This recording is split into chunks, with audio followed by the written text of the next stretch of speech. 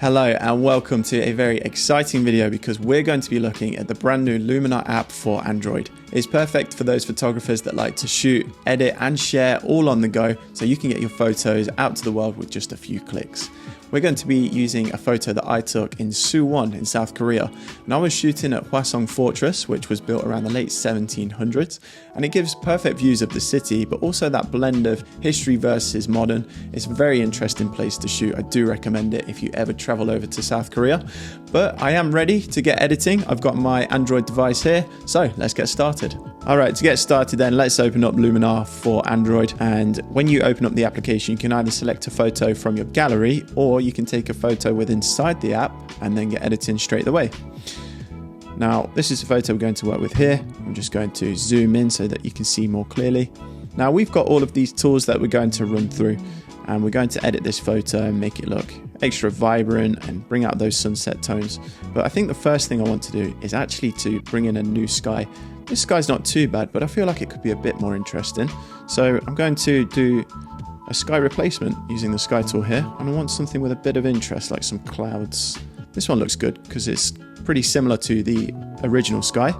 So let's work with this one. All right. So let's get editing. So the Enhance AI tool. Now for photographers in a rush, you can just use this tool and you can just do one click and your photo will be edited. I like to use it personally as a jumping off point to start off my edit. So let's go with a little bit of enhancement like that. And for manual adjustments, you can use a light tool. And then let's also add some contrast as well for a bit of extra depth. That looks good. Okay, onto the color tool now. Let's see, can we make this warmer or cooler, which looks better? Definitely cooler, I would say. That looks good. And then let's add some magenta tint as well to lean into those sunset tones. Saturation will come back to you later. Now structure, if I go to the right here, I'm going to be able to add some details and clarity, and left, I'm going to smoothen out those details. So I'm going to go to the right here, bring in some more clarity because I want some extra detail on that wall on the right there. And then the relight tool. Now this is perfect for an issue that I've got. So I've got this wall in the foreground. So the top one does the brightness far, but it's this bottom one that I need, which is the brightness near. If I drag that down, that's going to darken this wall in the foreground. Basically, I don't want it to be a distraction. So this tool is perfect for that, to just make it slightly invisible to the eye when you first look at the image. And then let's add some vignette to darken those corners. Skin and body tools there for portrait photographers. And then onto the landscape tool. Now this golden hour tool is my favorite because what it's going to do is find those warmer tones that are prevalent within the image, as you can see on the right there with this wall.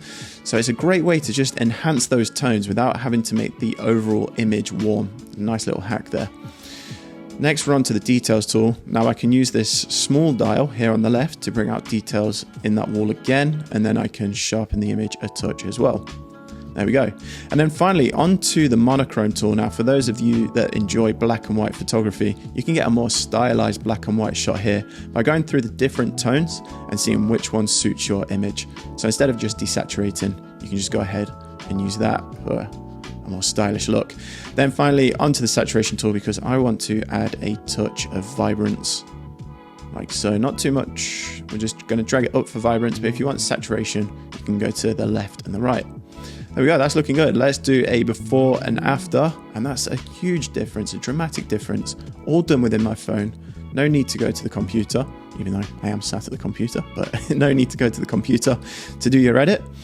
And then on to filters and presets. So for those photographers that are in a rush, you can use the Enhance tool and then one of these presets, and you've got your edit done almost instantly, just with 2 clicks. Simply click on one of these film canisters here and then drag this slider to adjust the strength to your preference. So you can go through and try out all of those. There are so many to choose from. There we go.